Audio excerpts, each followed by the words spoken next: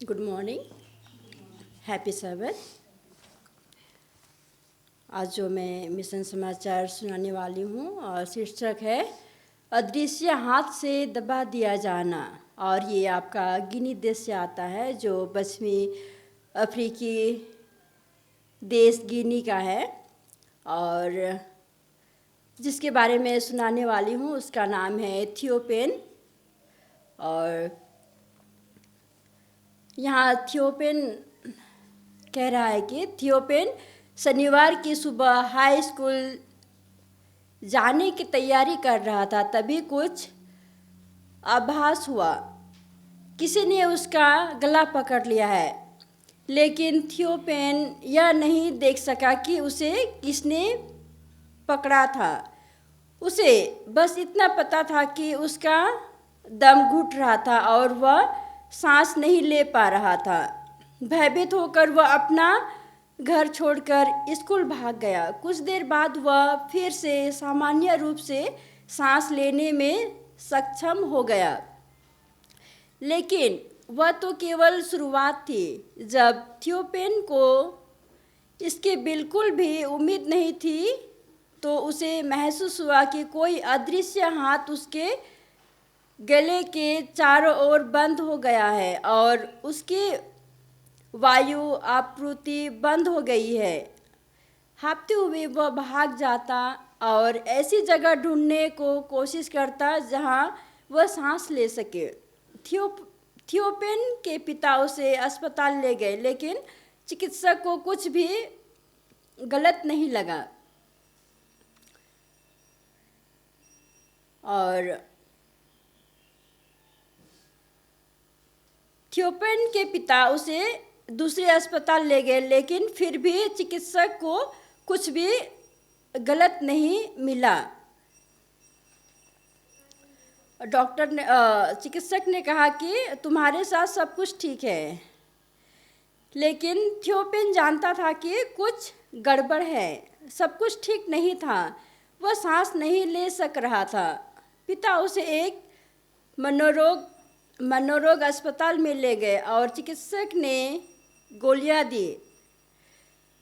दवा लेने के बाद थियोपेन को बेहतर महसूस हुआ, लेकिन गोलियों से दौरे नहीं रुके। कुछ समय बाद गोलियों से कोई फायदा नहीं हुआ। वह नहीं जानता था कि क्या करना है। वह उस निचले बिंदु पर था कि एक आवाज ने उसे बात की। आवाज ने कहा, चर्च जाओ। थियोपेन को समझ नहीं आया। जब वह छोटा लड़का था तब से वह हर रविवार को चर्च जाता था। 1 साल पहले उसने जाना बंद कर दिया था और उसे वापस लौटने का कोई कारण नहीं दिख रहा था। उसने आवाज़ को अनसुना कर दिया, लेकिन हमले होते रहे और आवाज़ आग्रहपूर्ण थी। चर्च जाओ, उसने कहा। थियोपेन को आश्चर्य हुआ कि क्या ईश्वर उससे संवाद कर रहा है।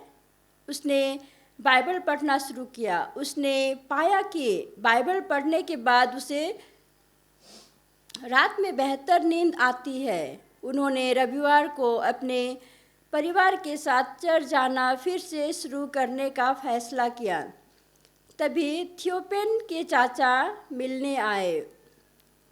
थियोपेन ने अपने चाचा को उन हमलों के बारे में बताया जिसके कारण उसे सांस लेने में कठिनाई हो रही थी। उन्होंने उस अड़ियल आवाज़ के बारे में बताया जो उन्हें चर्च जाने के लिए कह रही थी। थियोपेन के चाचा सेवेंथ डे एडवेंटिस्ट थे और उन्होंने गिनी में ग्लोबल मिशन पायनियर के रूप में काम किया था। ग्लोबल मिशन पायनियर एक मिशनरी होता है जो अपने देश में वंचित लोगों के समूह के साथ यीशु को साझा करता है। थियोपेन के चाचा आमतौर पर ऐसे लोगों के साथ काम करते थे जो ईसाई नहीं थे, लेकिन अब उन्होंने देखा कि उसके अपने भतीजे को मदद की ज़रूरत है। चाचा ने कहा, तुम्हें प्रार्थना के लिए एडवेंटिस्ट चर्च आना चाहिए, वह आपके लिए सबसे अच्छा समाधान होगा। अगले शनिवार को थियोपेन अपने चाचा के साथ चर्च गया और उसने पूरा दिन वहीं बिताया या सूर्यास्त के बाद घर लौटा, एक आंतरिक शांति में भरा हुआ जिससे उसने पहले कभी अनुभव नहीं किया था। उस रात वह कई महीनों की तुलना में अधिक गहरी नींद सोया। उसके बाद थियोपेन हर सब्त के दिन एडवेंटिस्ट चर्च जाता था और रविवार और गुरुवार को प्रार्थना सभा के लिए भी जाता था। हर सभा में लोग उनके लिए प्रार्थना करते थे। उन्होंने राक्षसी हमलों को रोकने के लिए यीशु से हस्तक्षेप करने को कहा। जैसे जैसे समय बीतता गया, हमले कम होते गए।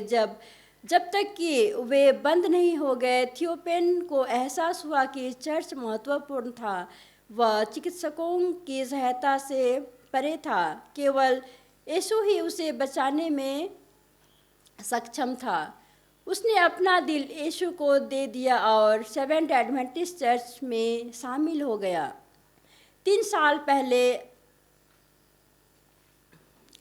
पहले आपके 13वें शब्द दान के लिए धन्यवाद, जिसने सेवेंथ एडवेंटिस्ट स्कूल को कोनाकी गिनी में कई कक्षाओं के साथ विस्तार करने में मदद की। थियोपेन की शेष कहानी अगले सप्ताह सुनिए। धन्यवाद।